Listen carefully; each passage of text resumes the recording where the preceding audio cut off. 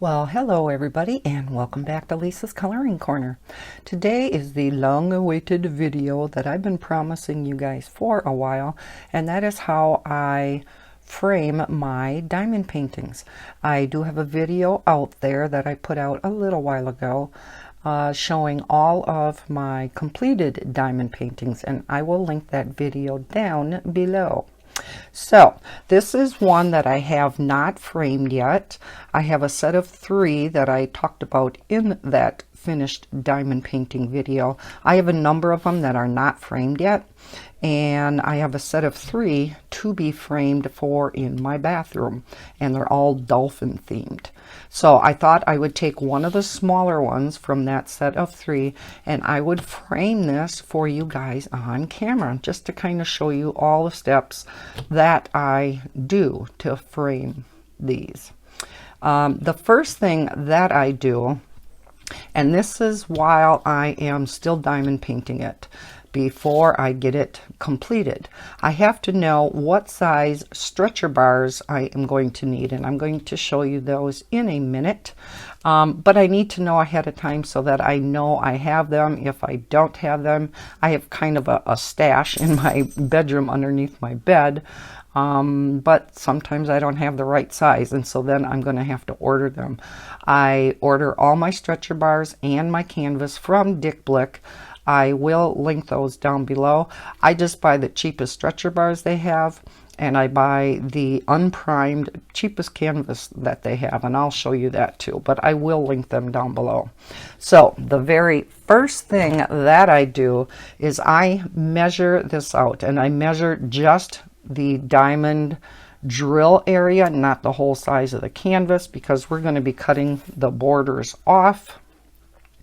So we know, because these are in centimeters, that they're not always going to come out to exact inches, but you take the closest that you can get. So when we measure how high it is, it comes out to almost 19 inches. It's about 18 3/4.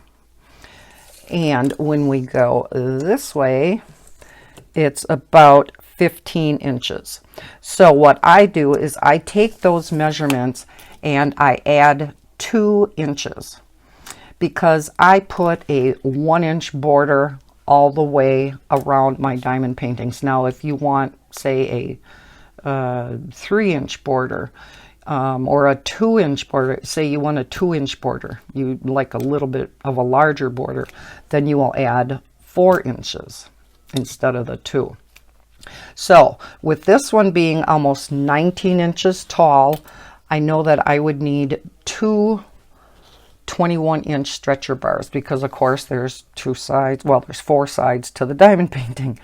And then with this being almost 19, no, this was 19, and this, oh gosh, no, I forgot. Yeah, this one being 15, I add 2 inches to that, so I need 17-inch stretcher bars. So I need 2 21-inch stretcher bars, and I need 2 17-inch stretcher bars. And I jot that down.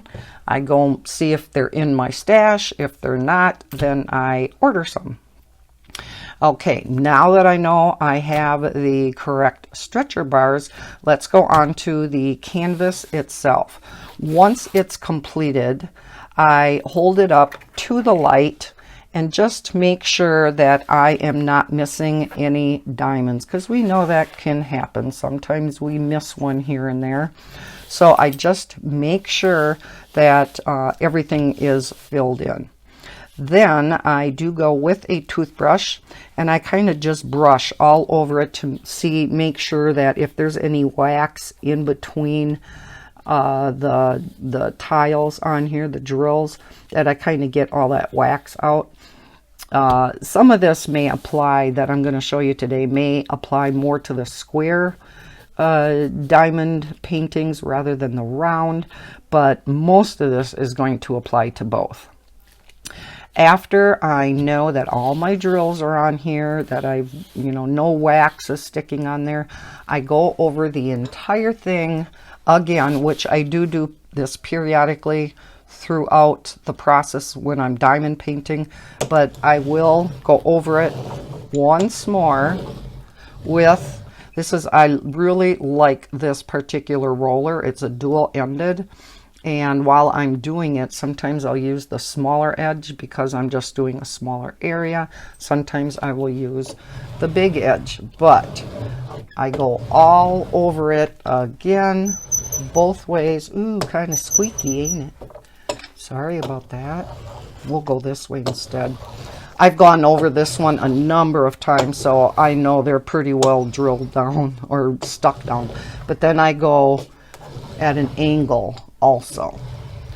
And especially the edges. You're going to want to make sure you get the edges really good. And we'll use the small end for this. Because we are going to be cutting off the white border, you don't want any of the drills along the edge coming off. Now I do have washi tape still around here because there was quite a bit of glue that came out on both ends, but that doesn't matter. We're going to be cutting this off. So I tried getting some of the washi tape off, but it's stuck on there pretty good, so it's like, I'm not going to bother. We're cutting it off anyhow. Now if you don't have one of those rollers, you can just use a rolling pin, and this is what I know a lot of people use. So again, you'll just go over the whole entire thing both ways and at an angle just to make sure everything is stuck down. Now you can use this as long as your granddaughter hasn't stole it to roll out her Play-Doh. That's where mine was. It was on the table by the Play-Doh. I had to steal it back. Okay, now our diamond painting is ready to be framed. And let me see. I wanted to write down all my steps so that I don't forget anything. All right, now before we cut the edges off, I want that border on yet, and I want to seal this diamond painting. What we have found out in the diamond painting community is this Tombow, and I'll bring it up because I have you way up here so that I can show you as much of my desk as possible. This is called the Tombow Aqua glue. And this, when you put it on, does not take away from the sparkliness of the diamonds at all. It is by Tombow. You can get this on Amazon. I will link this down below. Now, what most people do, this, and I know I had one open. You think I could find it? No. But I have a number of these because you do go through it kind of fast. Now, everybody that I seen uses this Tombow glue full strength. And that's what I had done also. Now, when I did Maddie's and I showed you the framed diamond painting for my granddaughter that I just did for her birthday, I tried something different and it worked out great. This has a fine tip to it, and I imagine that is for, you know, the crafters, the scrapbookers, and, you know, things like that. So that's called the pen tip. Then you have a broad tip, and you just squeeze this out, this glue out, and you would apply it. So you can see it coming out. It is clear. It will dry clear. It takes a while to dry, and that's why this whole diamond painting process is going to be much longer for me because I'm going to be pausing the video, letting things dry like this glue, and then when I gesso the canvas, paint the canvas, I'm going to have to pause the video and let those things dry. But one thing I found out, because this really gets to be a pain, even with the broad tip, really gets to be a pain to squeeze out the glue and try to spread it out. I thought, you know, this is regular glue to bind things down to paper. Do we really need it full strength just to seal our diamond paintings? And I found out the answer is no. So I found a much easier way of doing it. I have a stash of these, just these little containers. And they work great for putting gesso in, for putting this glue in, the paint, when I'm ready to paint the canvas. So I just take one of these, I already got one out, and I pour in a little bit of this glue. And you can pop this off. Okay, so it does come out. And because this is quite a small diamond painting, well, it's small for me, I just pour in, oh, I don't know, a little bit. Now, instead of using it, remember to put the tip back in. Instead of using it full strength, I mix it with water. So I mix it about, I don't know, maybe half and half with water.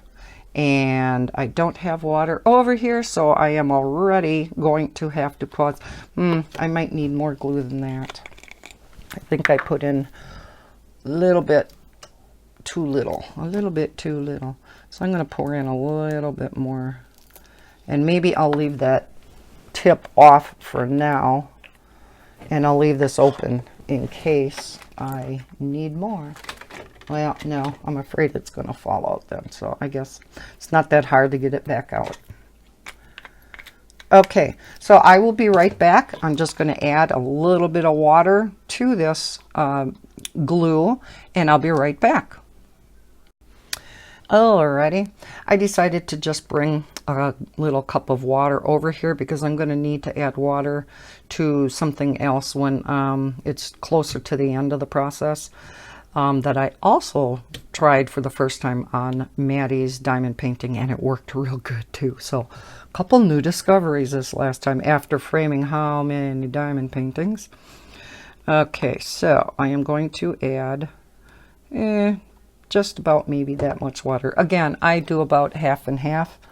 Oh my gosh, and now I need a popsicle stick to mix this. Again, I'll be right back. I just bought a pack of these popsicle sticks. I believe it was from Amazon too. I can link these down below too. They work real great for crafting. If you don't have popsicle sticks, you can just use the opposite end of the paintbrush or whatever you have around. But I go ahead and I mix this up. Now for this process, a smaller container might work better than this. And actually, I think the last time I did this, I did have a smaller container. Now that I think of it, boy, I thought of everything ahead of time. Just batting 1,000 here today. So you mix it up real good. Just so you have a sticky enough surface where, you know, you're going to be able to cover the entire picture, the entire diamond painting. Now, what I apply mine with, let me grab them. This is something you can get at any craft store. You can pick this up at Walmart. It's just a pack of miscellaneous sizes of these sponge brushes. So I'm going to take the widest one. And I reuse these. I just wash them out.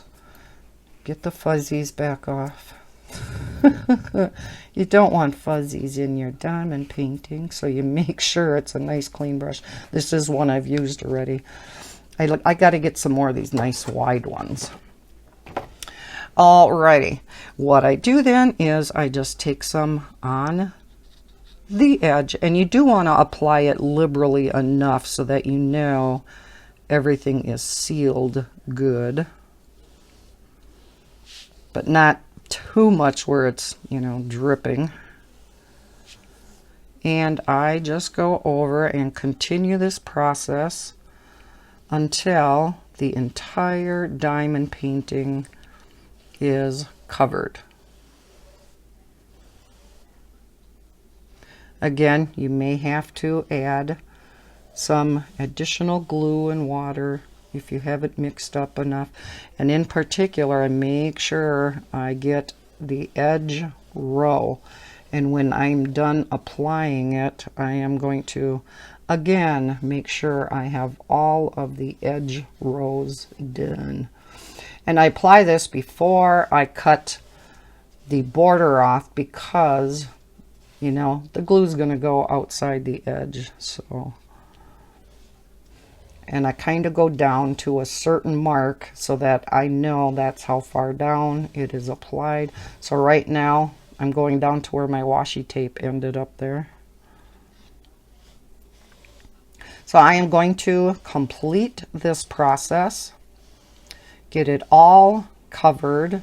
Once I have it all covered down this way, I kind of smooth it back out again this way, making sure, again, the edges are nice and coated, but just to smooth everything out. And this is so much easier than using even the broad tip on this bottle, because especially with my very large diamond paintings, it takes forever and you use a ton of this glue.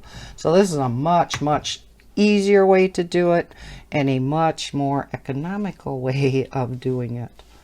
So this process is pretty easy, just takes a little bit of time.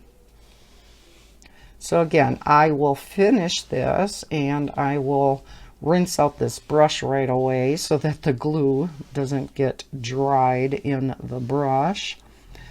And I am going to wait probably a good couple hours just to make sure that this has dried really well before I go on. Most of the time when I frame these on my own, I leave this sit overnight and just make sure it's really good and dried. But because I want to get the rest of this video made today, I'm going to wait. I'll wait as long as it takes to make sure it's not tacky anymore. I may use my heat gun on it, not real close because I don't want to get it too hot, but just up higher, or my blow dryer. Maybe I'll use my blow dryer because blow dryers don't get as hot as heat guns.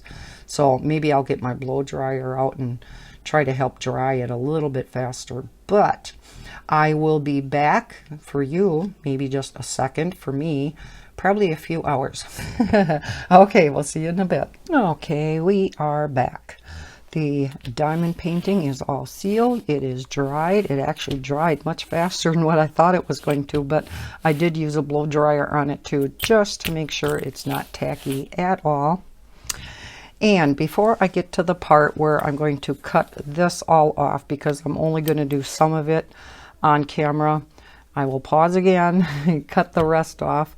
I wanted to show you what the stretcher bars look like when you get them from Blick.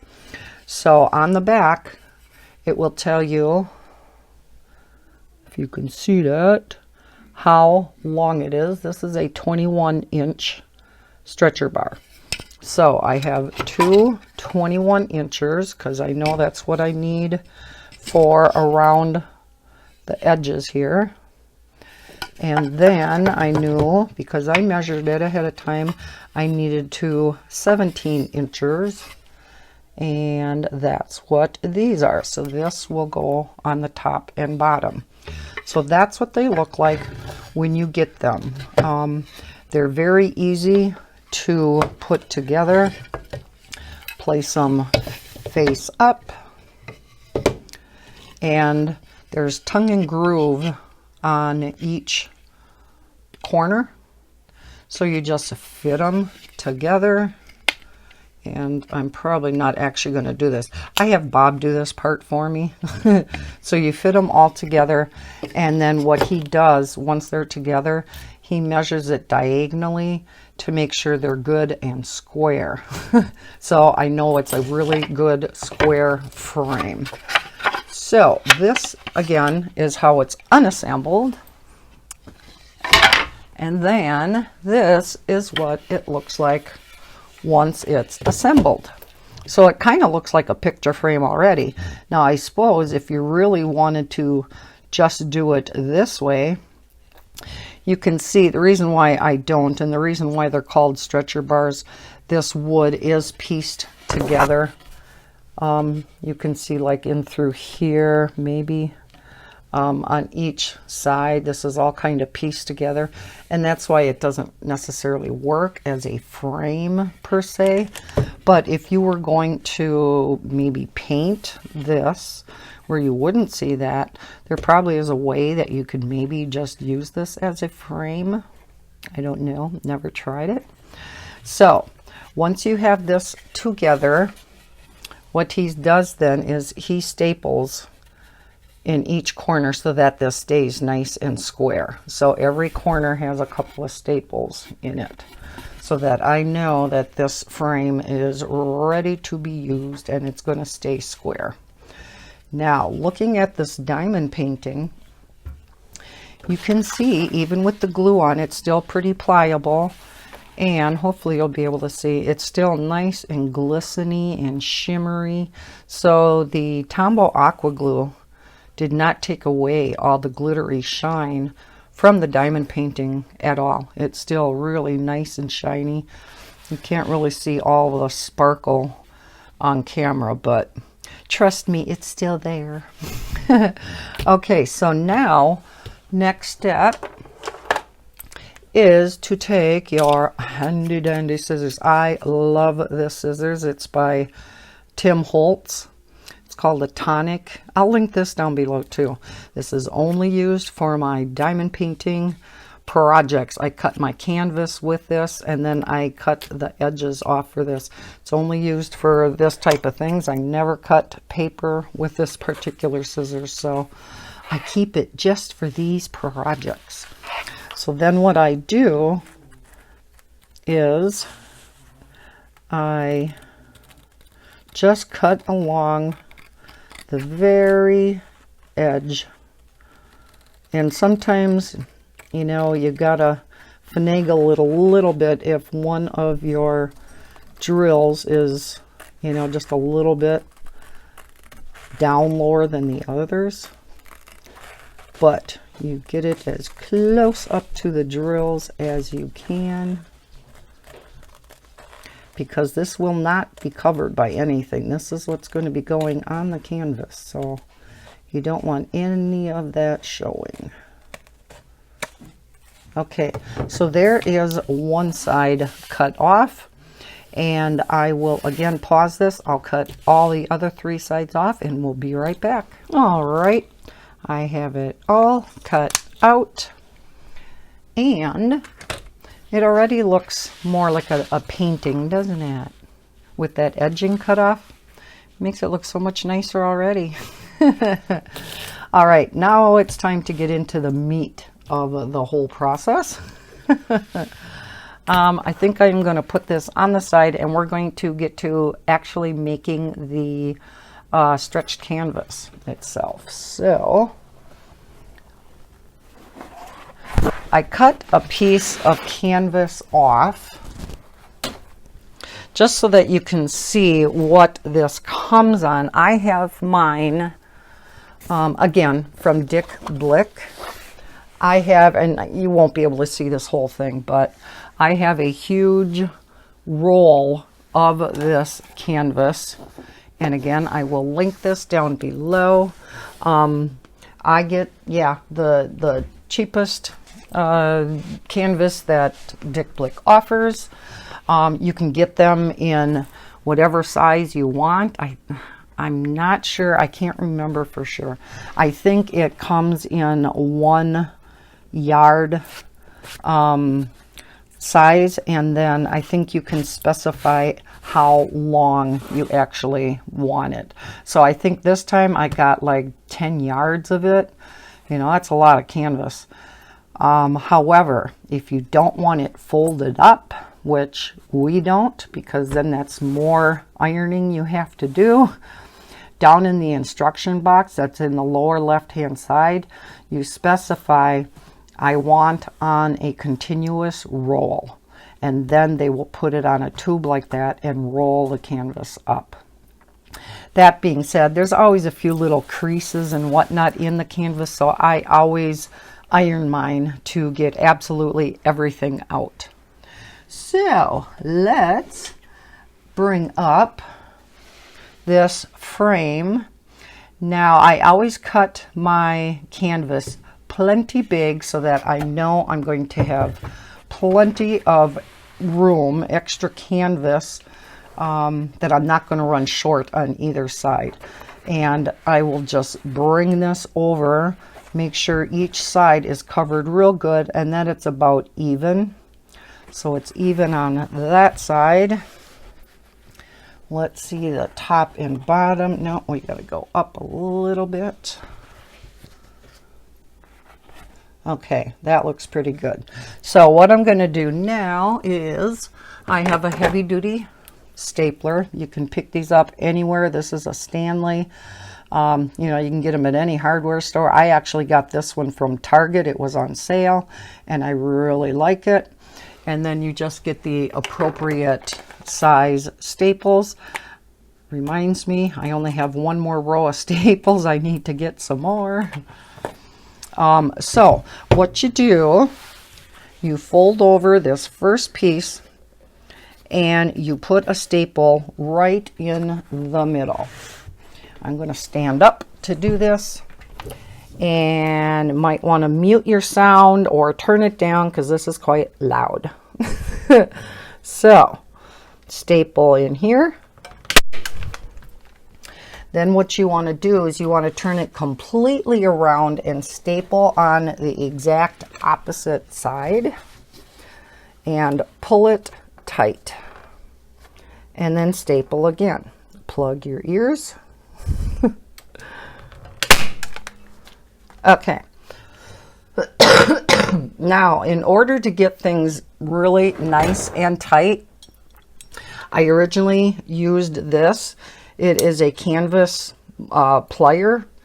It's, you know, a set of pliers. And how it works, because now you're going to want to do one in the center on the other sides, is you grab the canvas. All right, get it in there. And you pull it like that. But then I couldn't have two hands for my stapler. And I like to use two hands. Well, I guess you could. Because if you push on the top like this, your staples go in much better and they don't need hammering in. That one's a little bit out, so it probably will need a little bit of hammering in. Again, you go to the opposite side. And now you'll pull it nice and taut. Noisy again. Okay. Then you will do one on each side. And I put them a few inches apart. Okay. So we do one on each side. This is the noisy part. Okay, go back to the opposite side. So this is how it stays uniform, is you always work one side and then the opposite side, then the other ends. So we'll do this.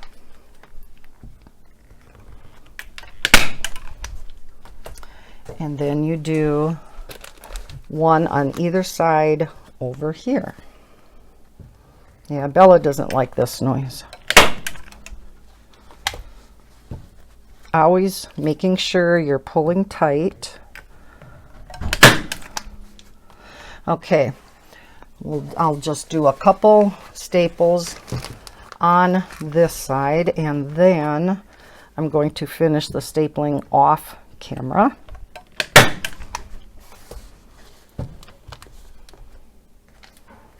Really not that difficult to make your own. Okay, so one thing you want to keep in mind when you are stapling these, don't get too close to the corners. That was my first mistake. When I did this the first time, I thought, okay, we'll staple all the way out here. No, don't do that, because it really, you end up having to take one out.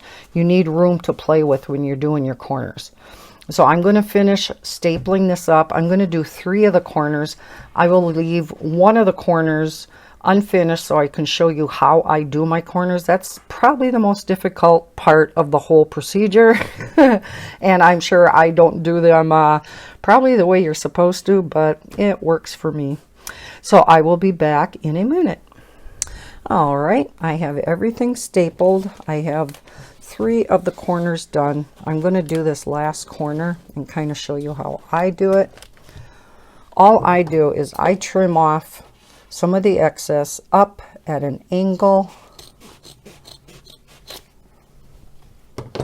So you just have this flap left.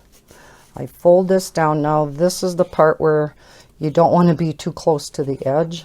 Matter of fact, this one might even be a little close. I just fold it in so that I get a nice, I'll kind of show you it up close after I staple it. And I don't want anything to show over the edge.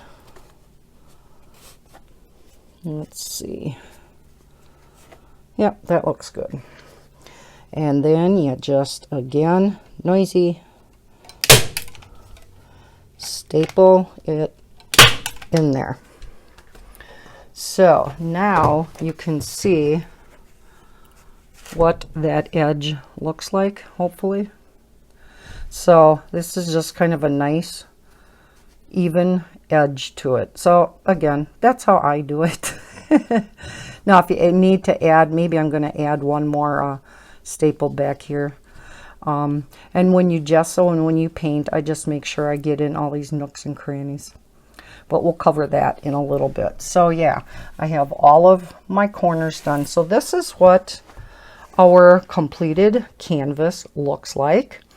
What I do now is we have some excess canvas back here now beyond the wood frame. So all I do is I take my scissors.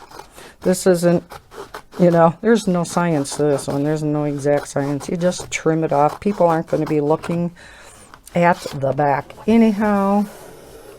And if they are, they shouldn't be. The back isn't where all the pretties are. Okay, now we got a little bit on this side. And this is, you know, showing that you don't have to have it exactly centered on the canvas, but you just want to make sure that you're going to have enough of an overlap so that you have enough canvas to staple on. You know, you at least want it up to the lip of the wood frame. So we're going to cut all of this off. So when you first start out doing this, your edges are probably going to be frayed because this stuff frays quite easily. And don't worry about it because you're going to be cutting the excess off anyhow. A little bit on this side. Then we're going to add a couple of staples towards the ends here too that we didn't staple before we did our corners.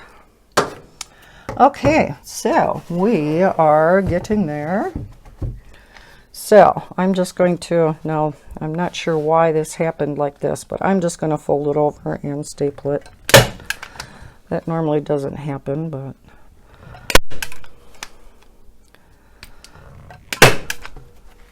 sorry if I'm bothering anybody's ears.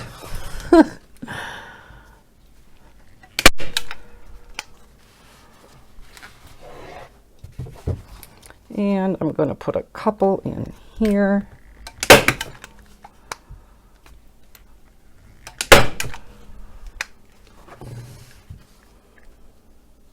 Maybe just one more in there.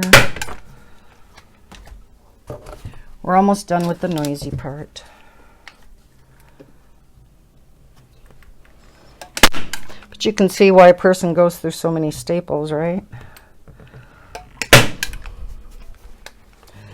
I'm going to put one in here. So wherever you think it needs more staples, add some in. Better to have too many than not enough. And have your canvas not taut enough. And I think that is it.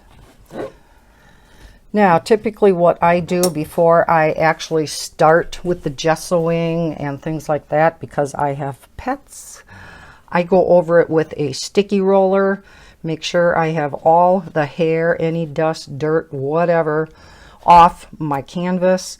And I'm going to go ahead and, well, maybe I'll just kind of give you a little demo of how I apply the gesso, because the canvas that I buy, like I said, is the cheapest canvas that Blick has. I'm not painting a masterpiece on here. I am no artist whatsoever, so I don't need thick canvas, and I don't need it pre-primed, because the only areas that I'm painting is around the edges, around the border, and on the sides.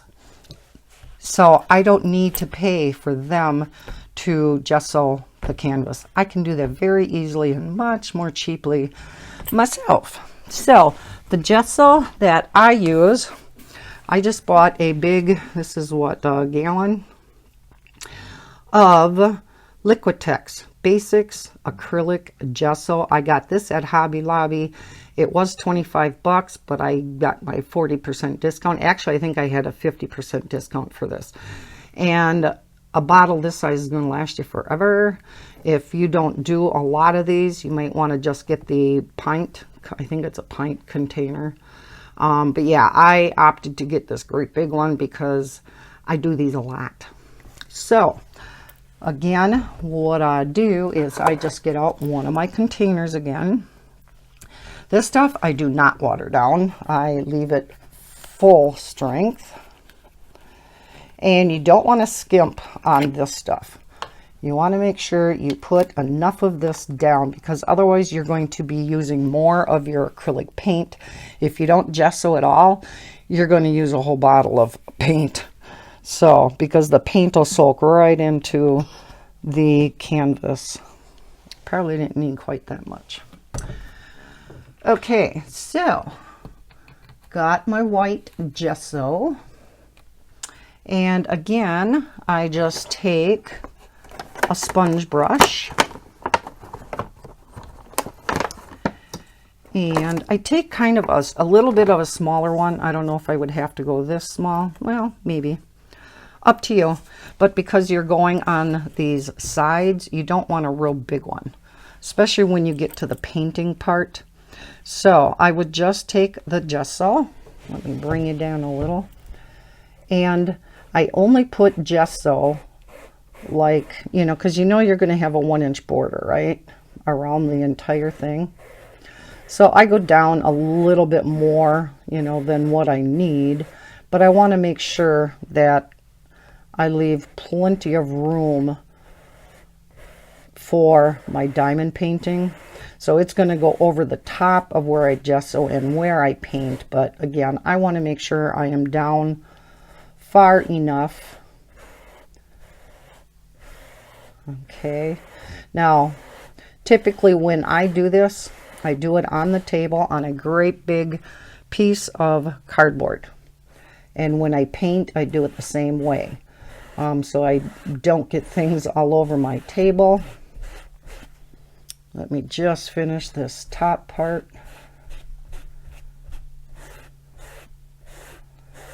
And usually when I do this, I didn't right now because this was just the easiest way to show you.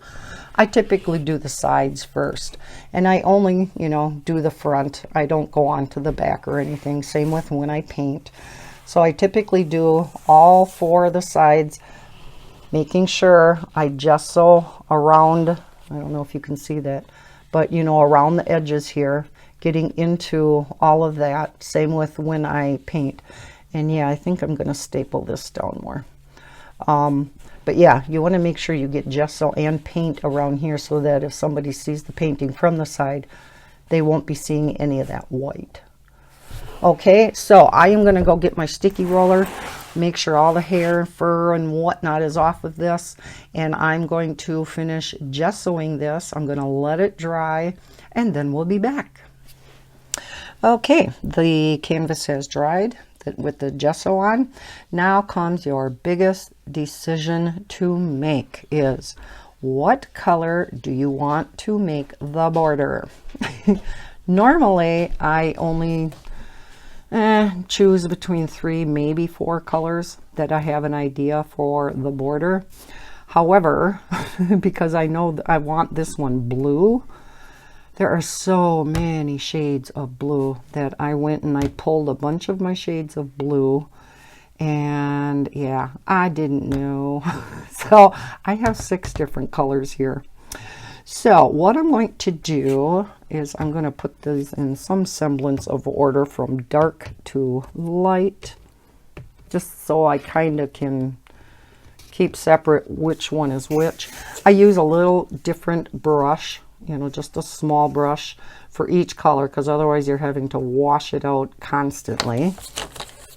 And I get 1 brush for each color. And what I do, this may seem overkill to some of you, is I paint each color down a strip of cardstock. Then I cut them out, and I'll show you kind of the process. I kind of hold them up by the picture that I put on the gessoed canvas, and I kind of look and see which one I think looks the best.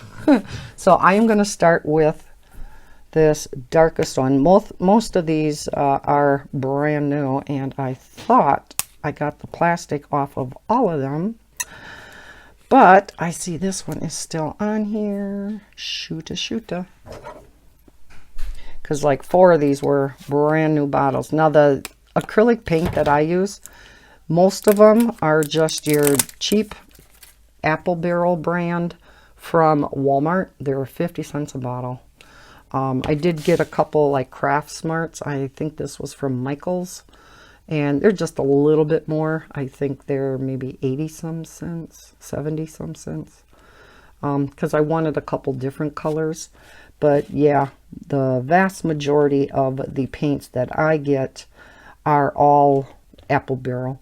This one is Americana because I wanted this color. So I always shake them up good first. Now I don't put them in a container, because otherwise you got to have 6 separate containers, or else you got to wash them out constantly. So what I do is I just squirt some on the brush itself.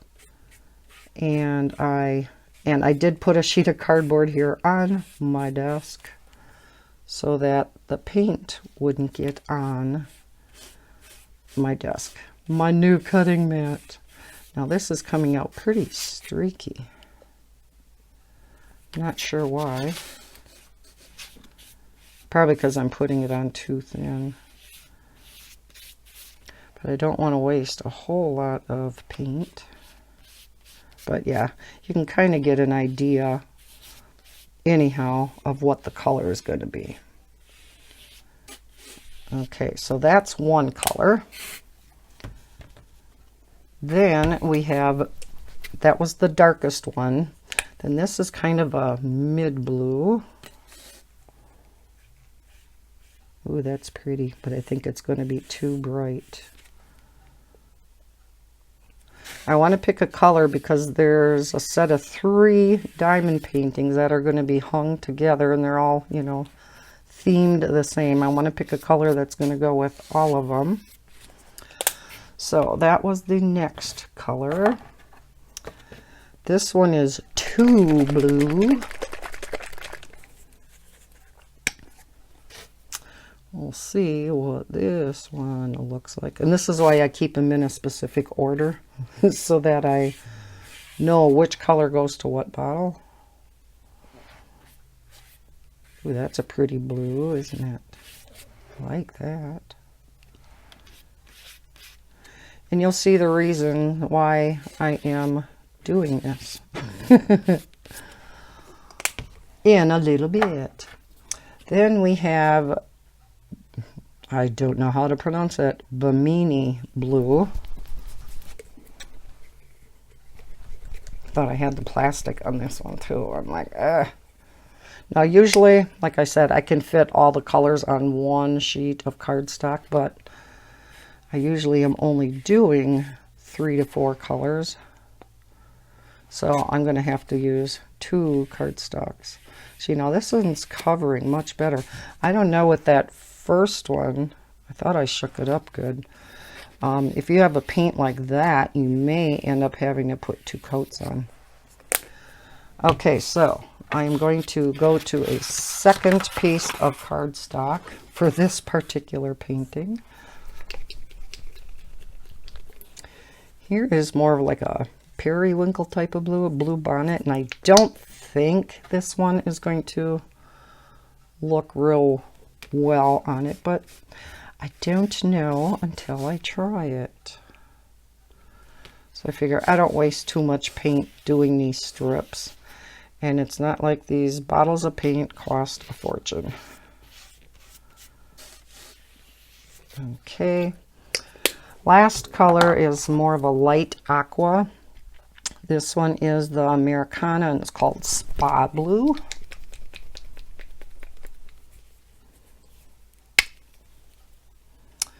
And we'll see. I didn't know if I wanted to go with a lighter blue like this or the dark blue, and I really don't know. I mean, you can just look at the diamond painting and kind of see what color you would want to go with. I like to actually see the color right up next to it so that I really have a good idea of what that border is going to look like on that diamond painting. So to me, this was the best way of going about it. Somebody may have a better idea than me. So then I will just take my brushes, go wash them out. Now, this page, it doesn't take long for these to dry. So this is my darkest color, and I just cut each strip out.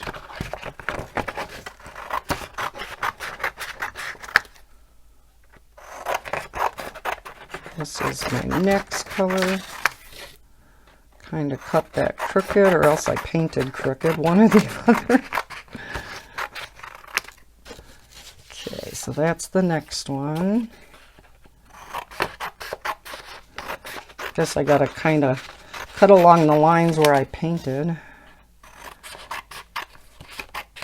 Maybe I should have painted these a little bit wider, because we are going to have a 1-inch border on our diamond painting.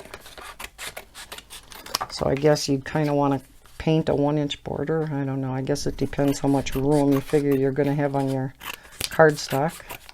But this is why I painted on cardstock and not just regular paper. Okay. So we have them this way.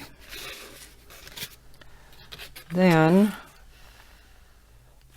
that one's a little wet yet, but it doesn't really matter. We will cut these out too.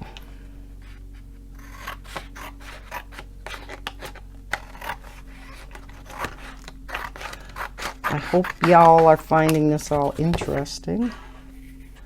I may have to wash my scissors after this because this one is a little wet.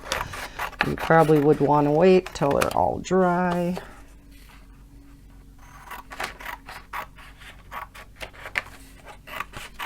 But I've had to pause and come back too many times already. We have had enough drying time for everything. Okay, so I'm going to put this wet one. Let's put all these paints way up here. Get them out of the way. So I'm going to put these up here in the same order. And maybe I'll put them over here, because I'm going to bring the stretched canvas back that was gessoed, and you get to finally kind of see what the diamond painting is going to look like on the frame. Let's put the brushes up there, kind of arrange this all. Okay, so here is, I'm going to take you back out a little bit. Okay, here is my stretched canvas that has now been gessoed on the top. You can kind of see how far in I've gone. And then all the sides are gessoed too. Okay, so it is ready to be painted. Now, to decide how I want to paint this, and I realize I have this diamond painting sideways, but it's just easier for me to show you. Let's see, I have you crooked. Let's straighten you out a little here. Sorry, guys. Okay, let's straighten you out. Alrighty, I guess that's good enough.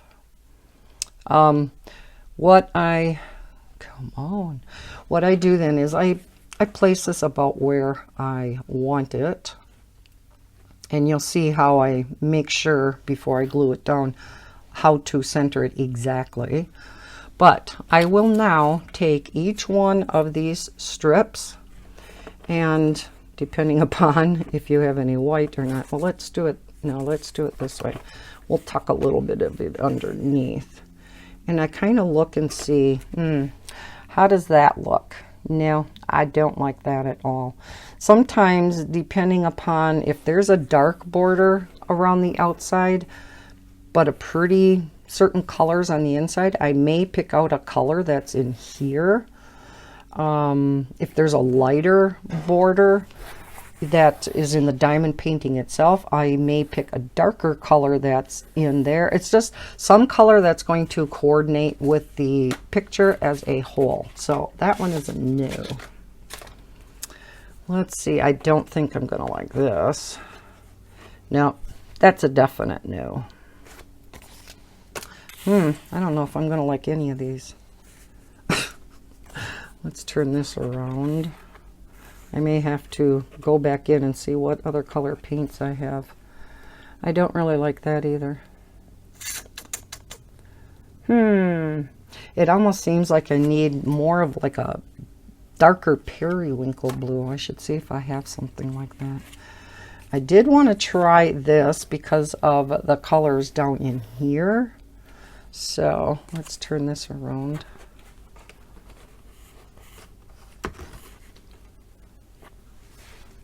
I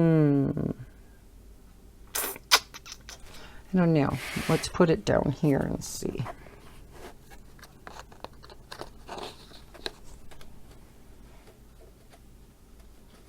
Yeah, I just don't know. I don't know if I like that or not. That one's a possibility. Then we have this periwinkle blue. Maybe we'll do it up here. Well, that one's not too bad. I don't mind that one. Because with the dark around the outside, it might look better with a lighter border. Let's see what it looks like down here.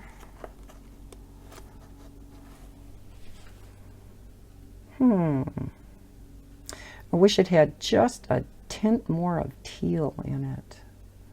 Well, for now, that's a possibility. And the last one is this one.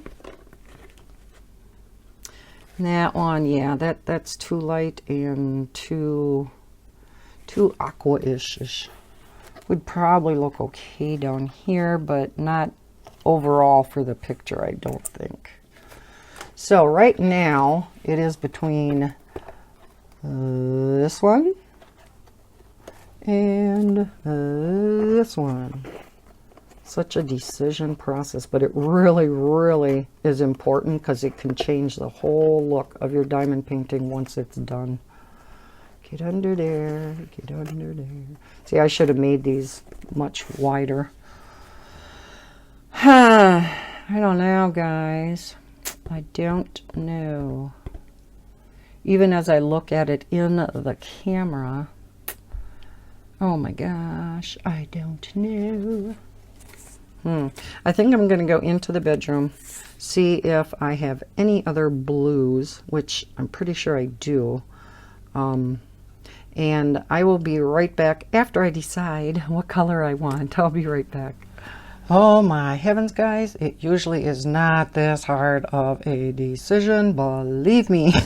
Oh my God. I have so many shades of blue out here on my desk, you would not believe it. I brought out every shade of blue I had in my arsenal. And I even tried a real dark blue, but I didn't like the shade of it. Excuse me. So I think we have a winner chicken dinner. think I'm going to go with this shade of blue. I held it up to the other two diamond paintings that go along with this set. The other smaller one, this size, this goes really, really well. So I think overall, once I get all three diamond paintings framed and hung, I think this is going to be fine. I don't think it would be my, I don't know, I just can't find a perfect color for this particular one.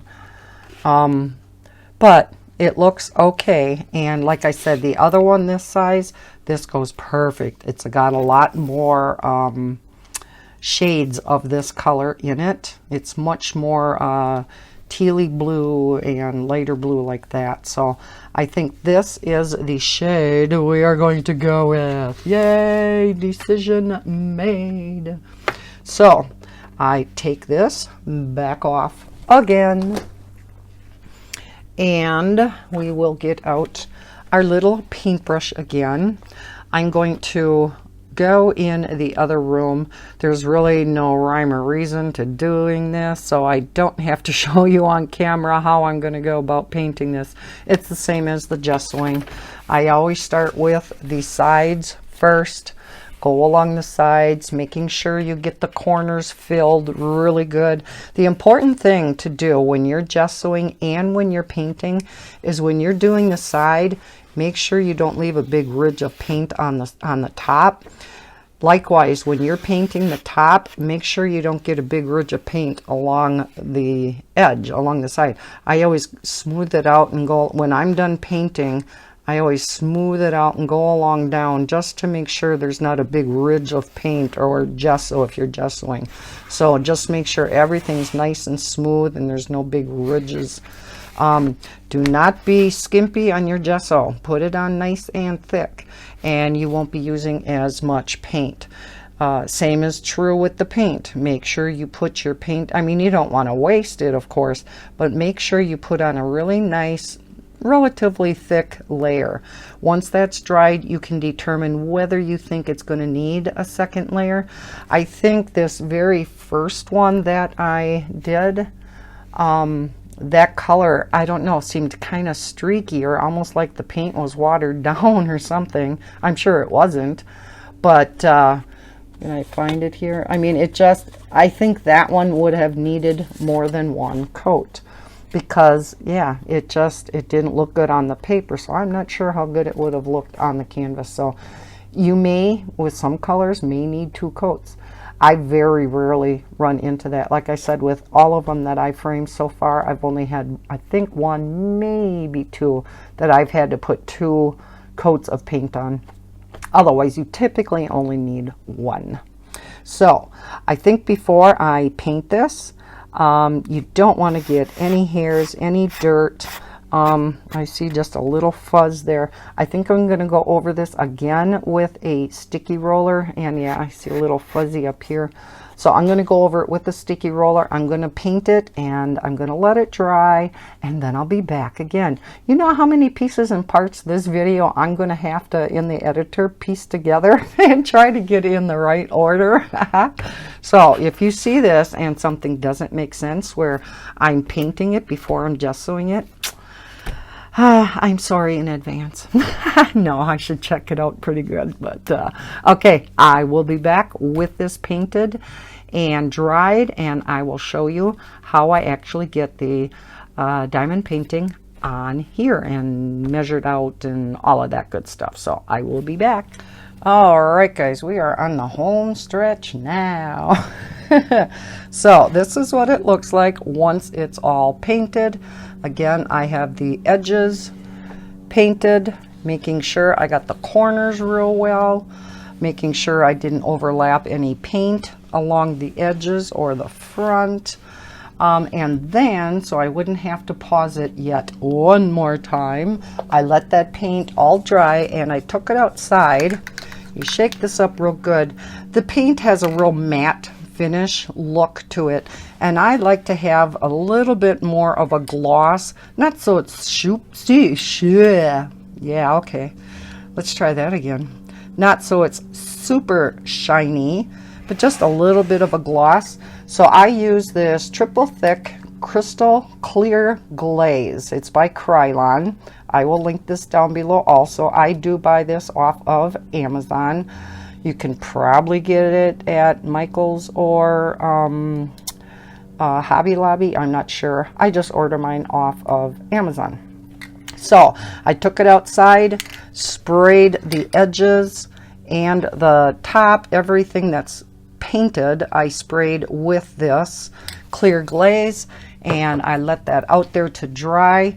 I did not put it in the sun. I don't know if the sun would have baked it on too fast or whatever. I kept it in the shade, left it out there for a little bit. Doesn't take real long to dry, but I left it out there for like 15 minutes or so. So everything is dry now. We are ready for the big reveal. Dun, dun, dun, dun. Let's see what it looks like on this painted canvas. Oh, I think I'm going to like that. Let's look at it the real way. Now again, you probably can't see the whole picture, but I do think that this color is going to go real well, not only with this picture, because it pulls in some of these colors, but it's going to be awesome with the other pictures. So, okay, so that being said, we now have to figure out how are we going to make sure this is perfectly centered on this canvas. What I do is I take my handy dandy ruler, I measure the bottom. I think we got to come up a little bit. We are at just a hair under an inch. So then I measure the top, and we're a little over an inch, so we got to come down just a tad. No, we got to go the other way. What am I thinking? Okay, now we are at right about 1 inch. And right about 1 inch. So we know we need it there. Now let's measure the sides. A hair under an inch, so I'm thinking we're going to have to move it a little bit. And no, hair under an inch, so we don't quite, oh that's right, when we measured it out it was going to be just a tad smaller here. The border is going to be just, sorry. Okay, we are now in low mode, so it's low power mode, so it's a good thing I'm almost done. Okay, let's straighten you back out again. Oh, problems today. Okay, here we go. Okay, so now I know I have my diamond painting right where I need it to be. I normally, at this time, use masking tape. For the life of me, I cannot find my masking tape. So I'm going to use some painter's tape. And this is kind of wide for what I need it for. I usually get like, I don't know, 1 inch masking tape. I don't know what it was.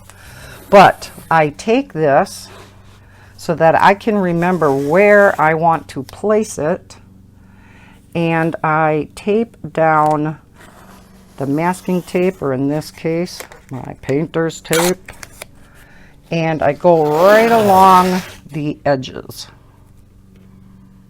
Right where I need to place the diamond painting.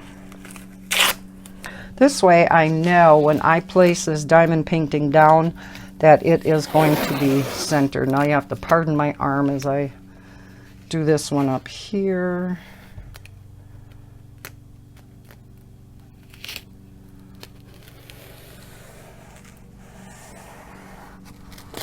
Okay.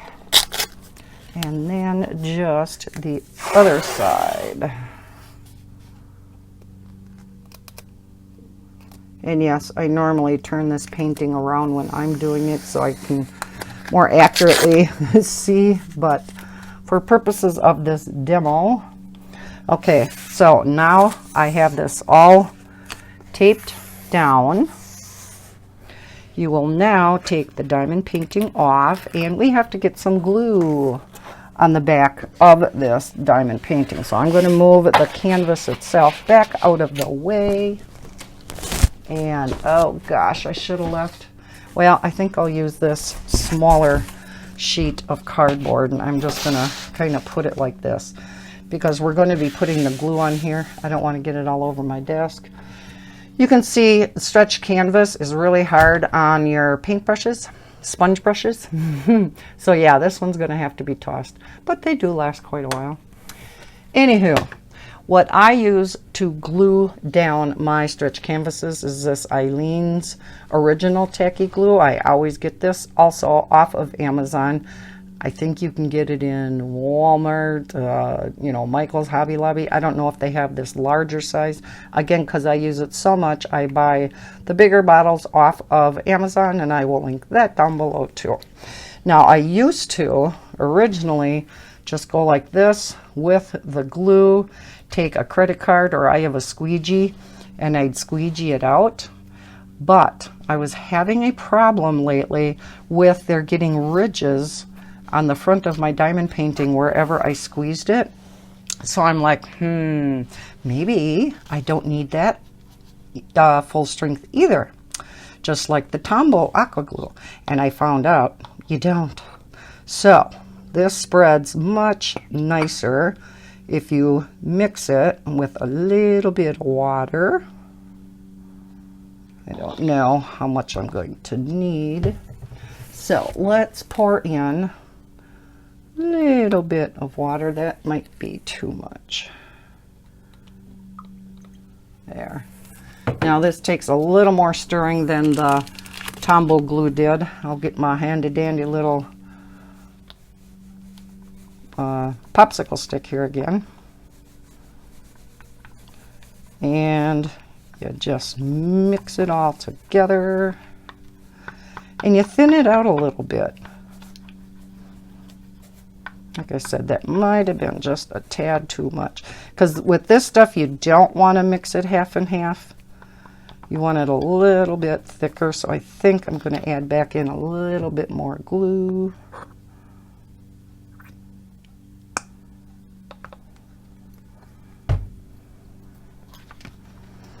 Mix it again. But I did Maddie's this way with the glue watered down like this, and it stuck just fine. And yeah, believe me, it's 1,000 times easier to do. So I am going to use the wide paintbrush again. Dip it in there so it's good and soaking. And just spread this glue, paying particular attention to the edges.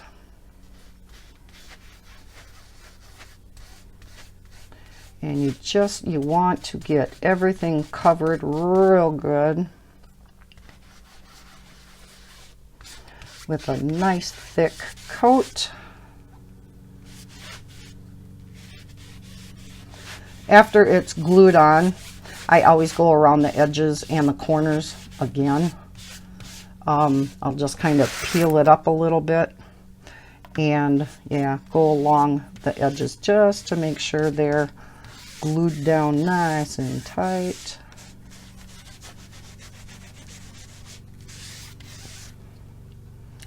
And just continue in this fashion. Because my battery is running low, I'm going to kind of do this quickly. Plus, you don't want the glue to dry out. It doesn't dry out real fast, but you don't want to take forever either.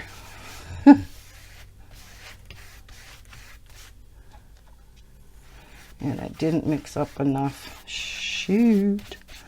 I'm just doing real good today.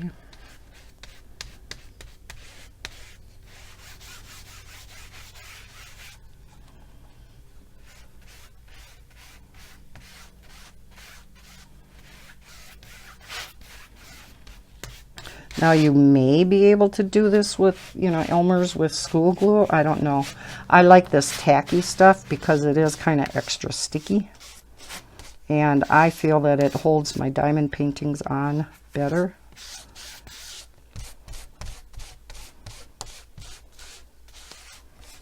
Oh, maybe I'll have enough. We're almost done.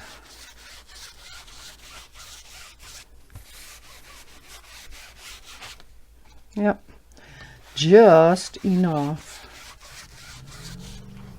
Then I'll kind of go back this way just to make sure there's no ripples.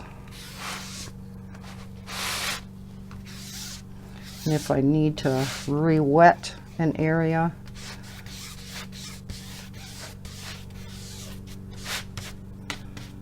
like I said, we're going to go over the corners and the edges again anyhow.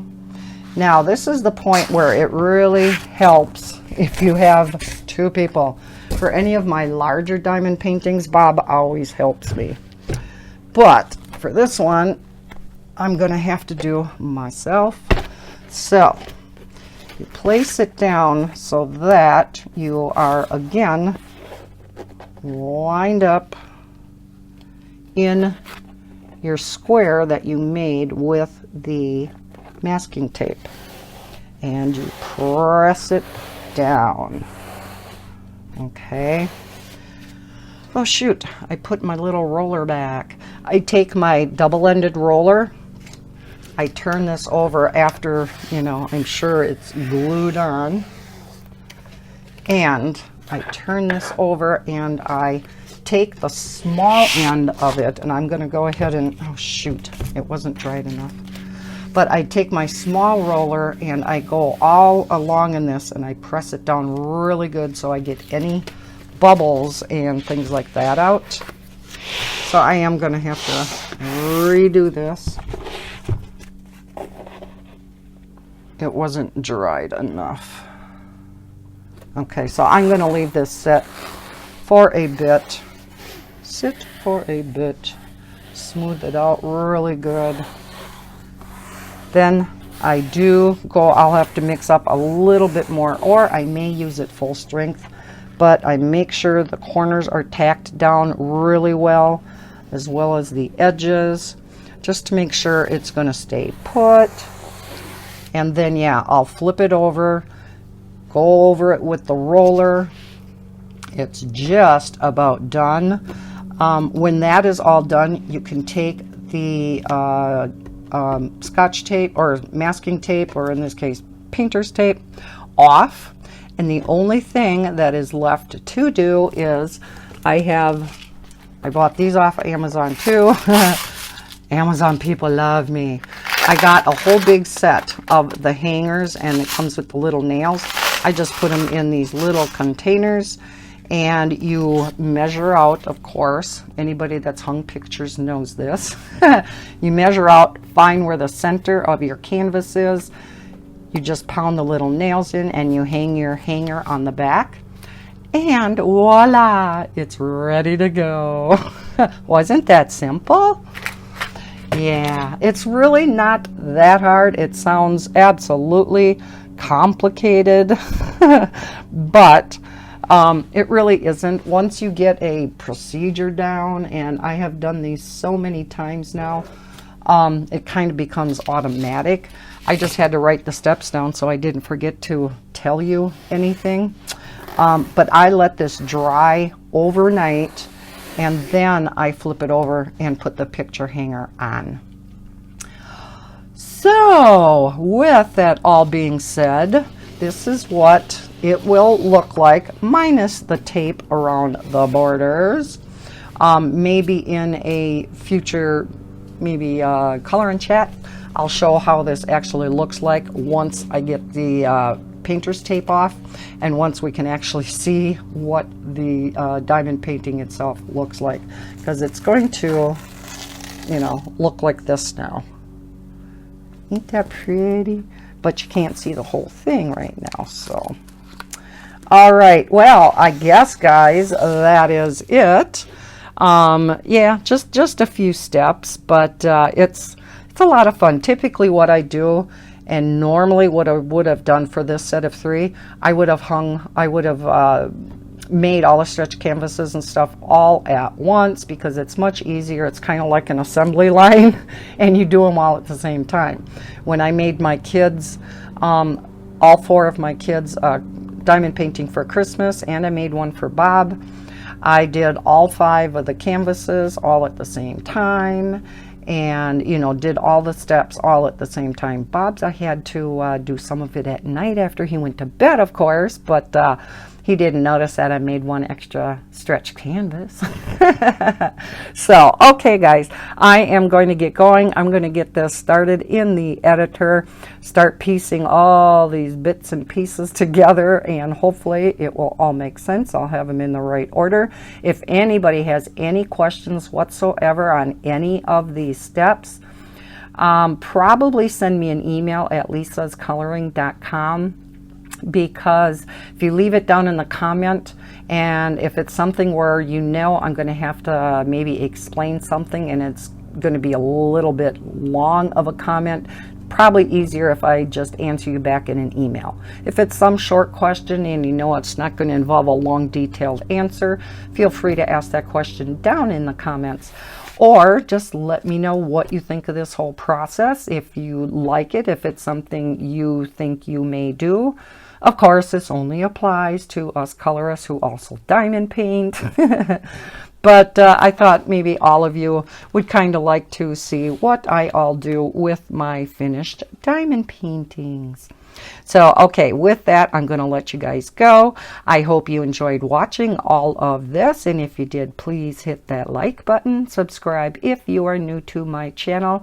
I hope everybody's having a terrific weekend, and as always, happy coloring and happy diamond painting. Bye, guys.